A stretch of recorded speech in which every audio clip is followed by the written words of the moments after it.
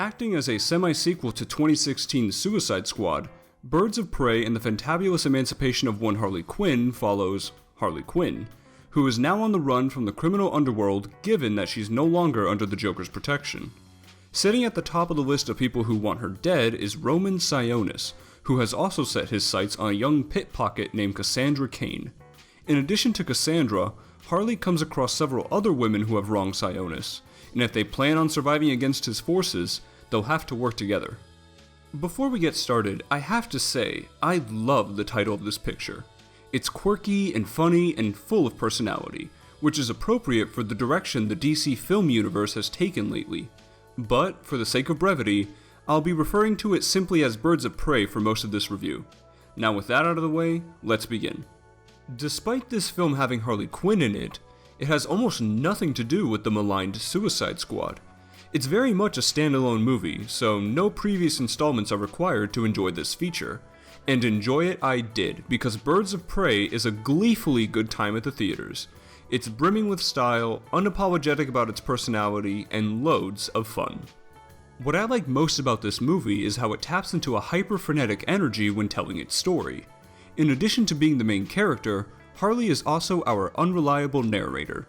She's in charge of the story, and as such, the movie is told in a very suitable fashion.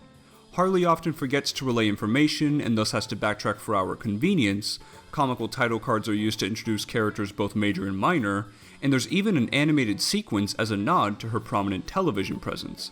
It's a hodgepodge of zany elements that come together gloriously to create a unique new flavor of comic book adventure. But of course, the main draw of Birds of Prey is the eponymous eclectic mix of female characters. Leading this ragtag group is Harley Quinn, played by Margot Robbie, who is a revelation in the role. She perfectly embodies the Cupid of Crime's manic nature and disappears into the character completely.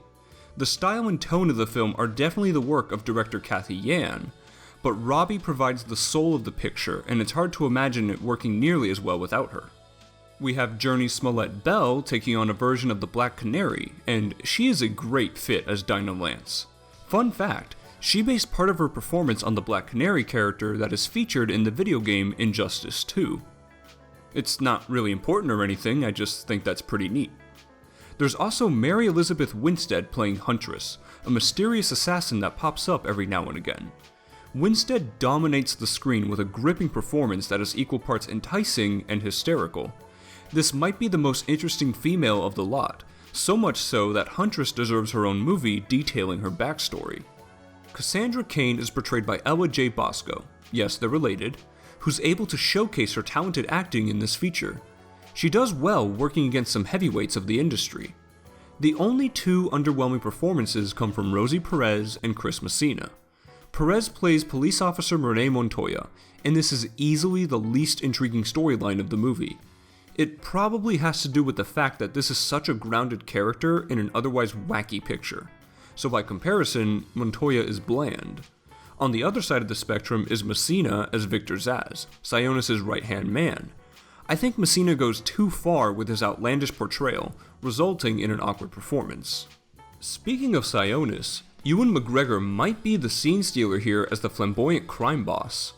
This is a version of Black Mask that I am not familiar with, but I think it works terrifically for this film. McGregor glides across the screen with such chaotic grace that you can't take your eyes off of him. The character isn't all that deep or layered, but McGregor's performance elevates this persona to an impressively memorable level. Not to mention, he cracked me up. While the film has Birds of Prey in its title, that promise is not fulfilled until much later on. Most of the movie is watching Harley navigate her new life after splitting with the Joker, and I gotta tell you, even though the big team-up is saved for the final act, this film is entertaining as hell.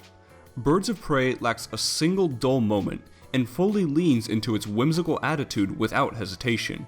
From Harley's infatuation with a local breakfast sandwich to her pet hyena named Bruce, all the goofy crackpot ideas blend superbly to create a bizarre and hilarious experience. I was curious about the action sequences going into this movie. You can expect some given the genre, but I wasn't sure how they would play out given the skill sets of the characters involved. Well, the fight scenes are surprisingly exciting, and keeping in tone with the rest of the film, are joyfully nutty.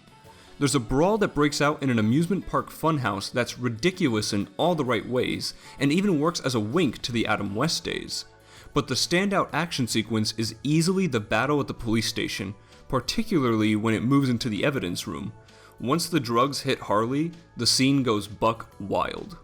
I mentioned earlier how Harley's narration leads to scenes being played out of chronological order, and while this works for the most part, it's also a hindrance in some respects. The movie has sort of a messy structure, and some flashback sequences go on for so long that when we finally catch up to what's happening in the present, it feels jarring.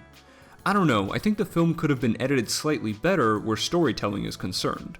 Also, because some characters spend more time in the spotlight than others, we have some half-baked ideas.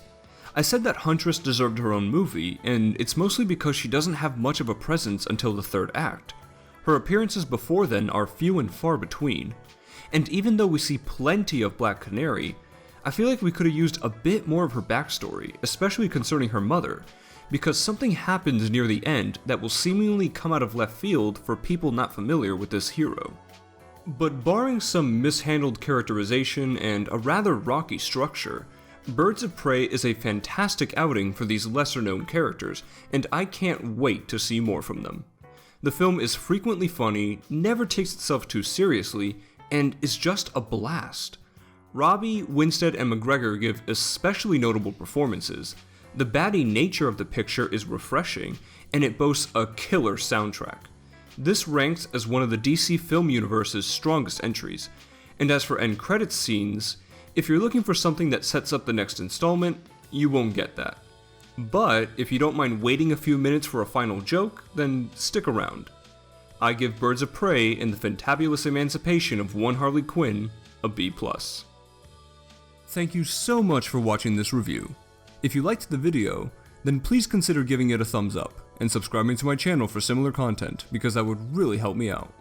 You can also follow me on Twitter at MiamiMovieMan, and if you want to keep up with what I'm watching, then go ahead and look me up on Letterboxd as well. I'm the Miami Movie Man, and I'll see you in the next video.